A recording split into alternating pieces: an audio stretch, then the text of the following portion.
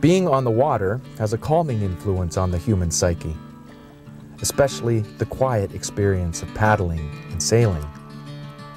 Gliding across the top of the water, in tune with the gently rolling waves, you become one with the environment, one with the universe. For urbanites, it's a great escape from the insanity of city life. Since the mid-90s, kayaking has been the fastest growing recreation sport in North America. It's estimated that over 8 million people a year kayak, and the sport continues to grow. With a kayak, you don't need to pay for expensive moorage and maintenance. You can store it in your garage or basement, and you can carry it on top of your vehicle. You can even buy a kayak that folds up and fits in your hallway closet or the trunk of your car.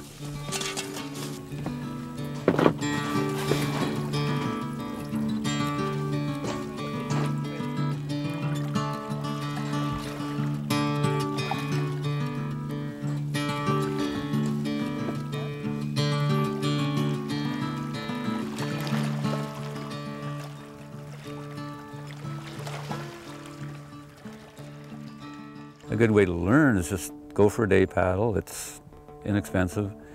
You're going to learn a lot of stuff. You're going to learn how to get in your boat. You're going to learn how to paddle properly.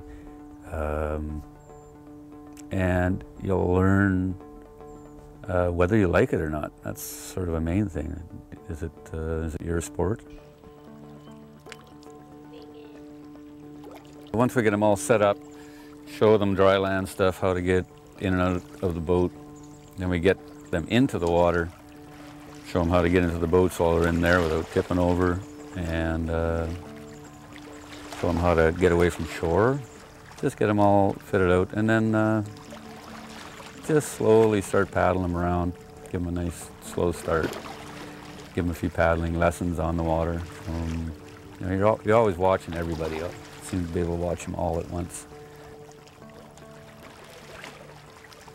It takes maybe 15 minutes to 20 minutes of paddling out there, and you'll noticeably see people relaxing, and then they start looking at things, and suddenly the kayak is not a big deal. It's now they can start enjoying it. It's kind of cool to see them see the change.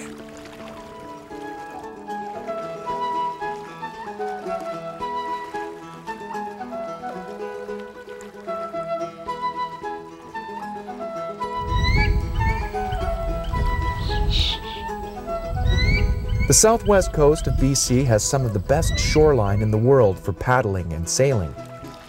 People come from near and far to explore these protected waters and sparsely populated islands. In fact, Vancouver Island is the top destination on the planet for kayakers. The southern Gulf Islands are nestled between Vancouver Island and the mainland. Pristine waters and mild climate combine to create a paddling paradise.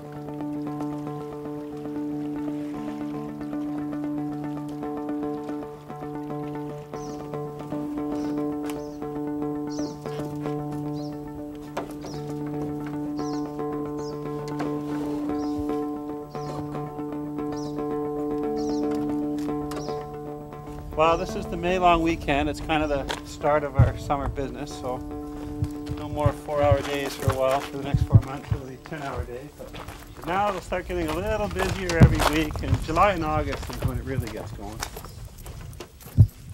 I started the company 18 years ago, moved to Gabriola, thought, well, I'll have to take advantage of the water while we're on an island, so bought a couple of kayaks, and every time I made $2,000, I just bought another kayak and from there it grew from starting off with 6 or 7 boats up to about 90 boats now. So, but I felt, well, living on Gabriola and not kayaking would sort of be like living at Whistler and not skiing. So yeah, I used to wonder why people came on kayak trips, because for a lot of people, their first time in a boat, it's not always, you know, the most comfortable sitting position, or it's different muscle groups than what people normally use.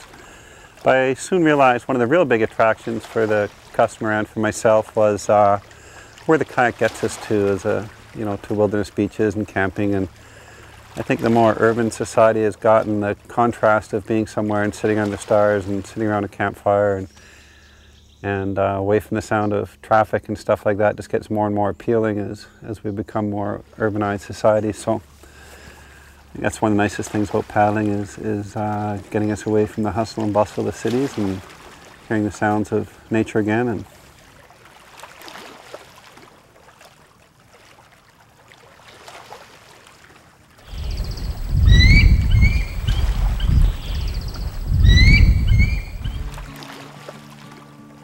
it was fun, it was healthy, it was a good way to make a living, and it was just a good way to see a lot of the country here that I never would have seen otherwise.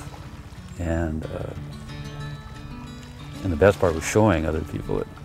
You learn areas and you get to know them so well. It's like your living room kind of thing.